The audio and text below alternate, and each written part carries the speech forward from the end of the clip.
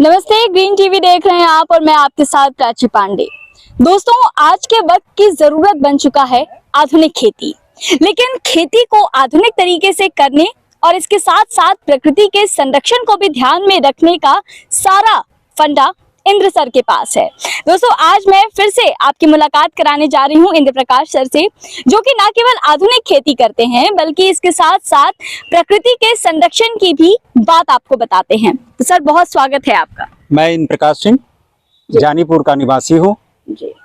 UP college Varanasi से MSc एजी horticulture 88-89 pass out होने के बाद शुरू से मेरा था कि जो मैं अध्ययन किया मैं उसको अपने कंप्लायंस करूंगा और छोटे से ही जगह से शुरुआत करके देश का, अपने समाज का पेट भरूंगा। आज कैसे आधुनिक खेती करते हुए प्रकृति को भी गोद में लिए हुए कैसे खेती की जाए, आप देखेंगे कि ये ड्रिप इरिगेशन हो रहा है जी।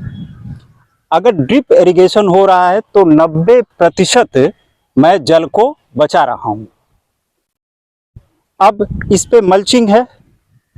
मल्चिंग जब कर दिए हैं हम तो भूमि का जो नमी है वो बनी रहेगी ज़्यादा समय तक। पानी का मेरा कम से कम ड्रिप के द्वारा ही कम से कम पानी का हम सिंचाई का उपयोग करेंगे। यहाँ एक चीज़ निश्चित रूप से मैं बताना चाहूँगा कि ये कैसे, ये टमाटर के फील्ड में है आप, अन्य जो किसान करता है टमाटर कैसे ये अलग है। ड्रिप पे भी करता है वो, मल्चिंग भी करता है, फिर अलग क्यों?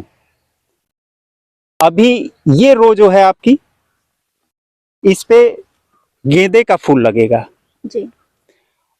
और ये 4-4 लाइन छोड़ के पूरे खेत को संतृप्त कर दिया जाएगा जी। अगर गेंदे का फूल आप टमाटर में करते हैं तो निमेटोड की समस्या पूर्णतः हल हो जाएगी और फंजीसाइड का प्रयोग नहीं करना पड़ेगा जी। तो हम ये प्रकृति के लिए काम कर रहे हैं और जो इंसेक्टिसाइड डालेंगे हम वो सिस्टमिक होती है, सिस्टम में जाकर के फल में जाती है और फल में जाने के बाद फिर आदमी उसको जब ग्रहण करता है कहीं ना कहीं उसको नुकसान करता है।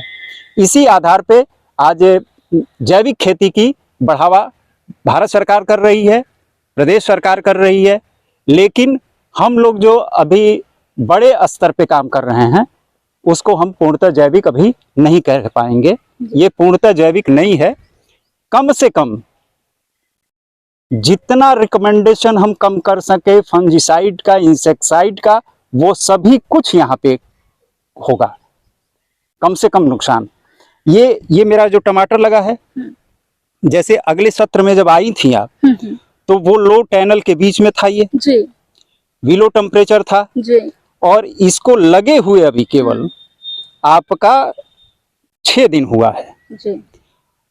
जो अन्य किसान है 6 दिन में अगर उसका ऐसे पौधा नहीं दिखेगा, चूंकि जो जिसको हम कहते हैं चेकआउट प्लांट, जब पौधा अपनी नर्सरी से उखाड़ा जाता है तो उसको शॉक लगता है और शॉक लगने के बाद जब फील्ड में आता है वो, तो वो अपने को असुरक्षित महसूस करता है और सीधे ट्रे में, जैसे ट्रे में यहाँ से आया पौधा तो बिना झटके लगे हुए यहाँ लग गया, यानी शॉकिंग उसका हमने कम कर दिया और शॉकिंग कम कर दिया, ये पौधा तुरंत बाहर निकल आया। अब आगे इस पे फंजीसाइड का प्रयोग तो करना पड़ेगा इसमें, लेकिन इंसेक्टिसाइड का प्रयोग बिल्कुल ही नहीं होगा। अब जिस समय ये फलत पे आएगा, ये आप कैमरे से देख लें चारों तरफ, लेकिन अगली दफा आएंगे अप्रैल के महीने में तो ये बिल्कुल ही बदला दिखेगा। बदलने का मतलब जो जो नई टेक्नोलॉजी है स्टेप बाय स्टेप इसमें लगती जाएगी। कैसे कीट का नियंत्रण हो रहा है, कीटों को पकड़ लिया जाएगा, जो चूंकि कीट जितने भी हैं हमारे लगभग 3 संबंधे 27 27 कीड़े जो हैं, अगर मेरे मित्र हैं तो 3 कीड़े ही मेरे शत्रु हैं।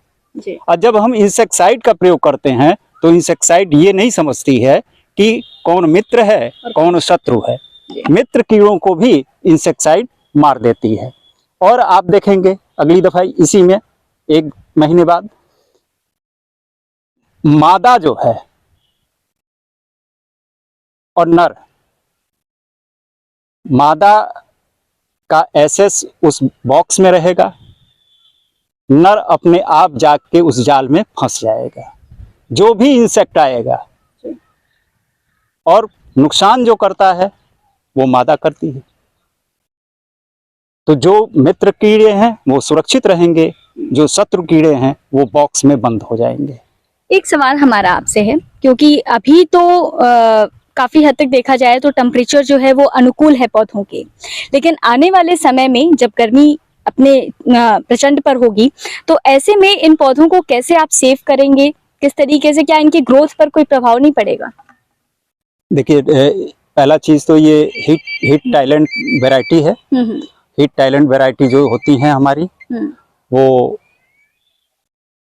निश्चित रूप से उसी के लिए बनी है। अब जो आपने इसके पहले कहा कि प्रकृति के साथ जी। तो ये हैचिंग होगी इस पे। अच्छा। नेचर प्रकृति के रूप में इसको हैचिंग कर देंगे हम, और यानी शेडिंग कर देंगे। किसके द्वारा? पौधों के ही द्वारा।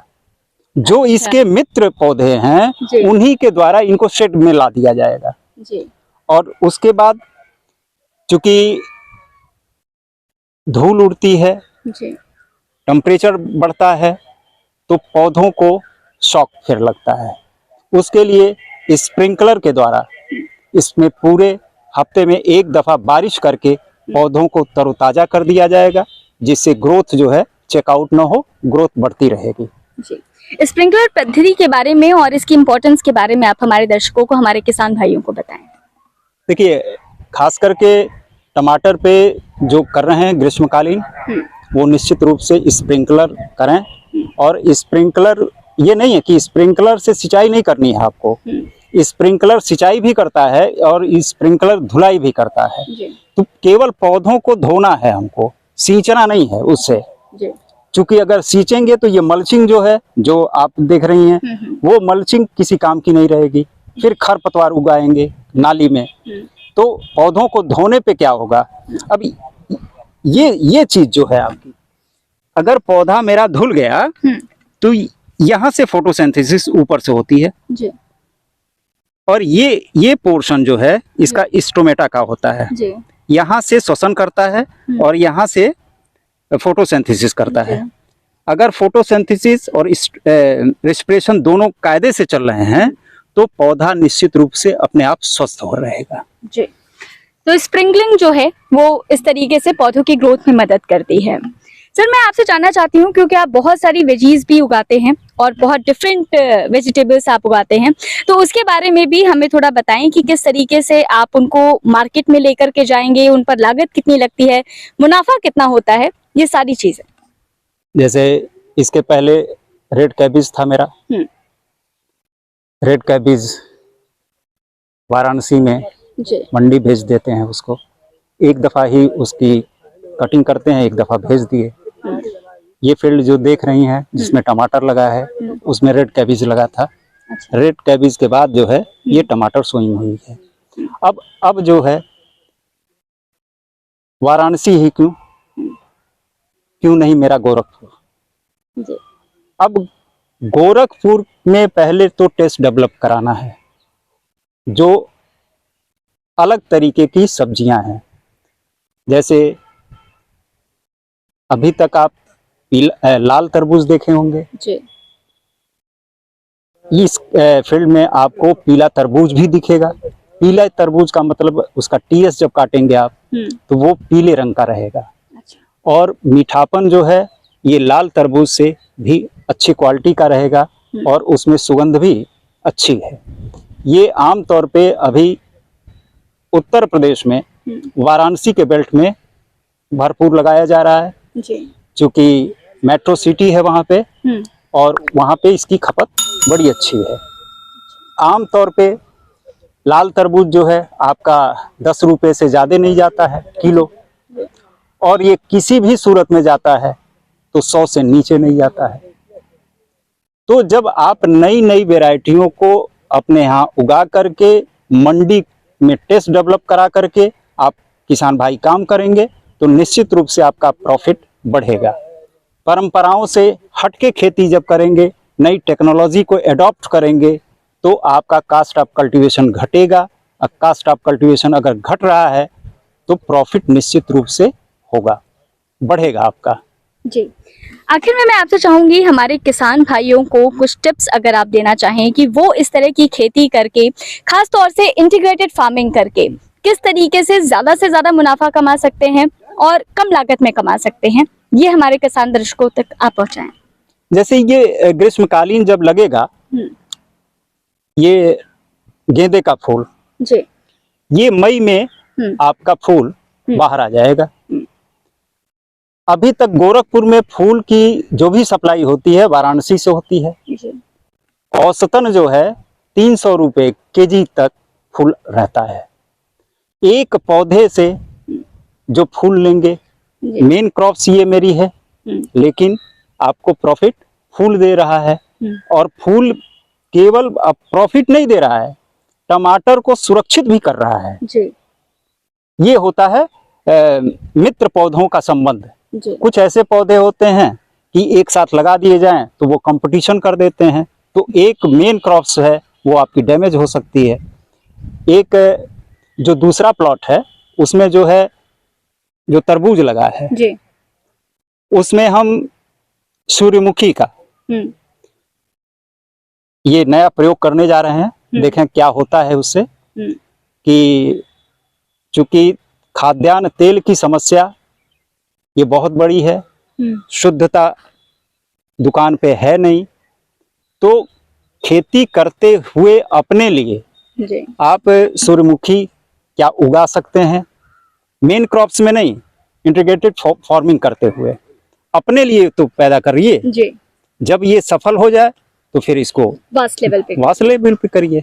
जी, जैसे अभी तक आप लाल तरबूज खाए हैं, मंडी में देखे हैं, ये बगल के प्लॉट में ये तरबूज आपको इस तरीके का तरबूज मिलेगा, जी, जो किसान के लिए धन के रूप में अच्छा काम कर रहा है। ये वाराणसी के जोन में ये तरबूज लग रहा है और शायद गोरखपुर में मैं पहली दफ़ा कर रहा हूँ। अच्छा, ये आपका समर येलो स्क्वैश है। समर ये 2 तरीके की होती हैं, ठंडे के लिए भी है और गर्मी के लिए भी है। ये अपने आप में इकलौती एक ऐसी सब्जी है जी, कि जो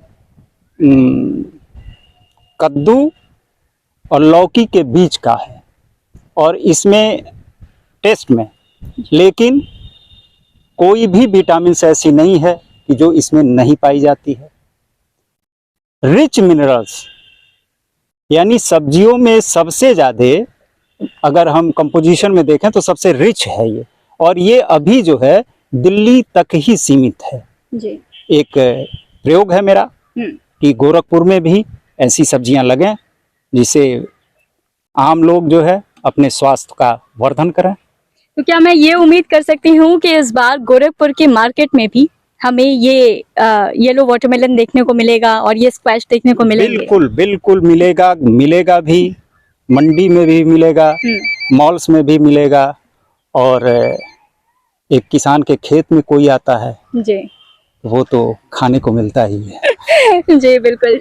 ये थे हमारे साथ इंद्र प्रकाश जी, जिससे हमने बात की और तमाम तरह की जानकारी, जो भी किसानी से जुड़ी हुई जानकारी है, किस तरीके से आप आधुनिक खेती कर सकते हैं, कैसे आप ड्रिप इरिगेशन करें, ये सारी जानकारी इंद्र प्रकाश जी ने आप तक साझा की है। ऐसी और भी जानकारी भरी वीडियोस हम आपके सामने लेकर आते रहेंगे। बने रहिए ग्रीन टीवी के साथ।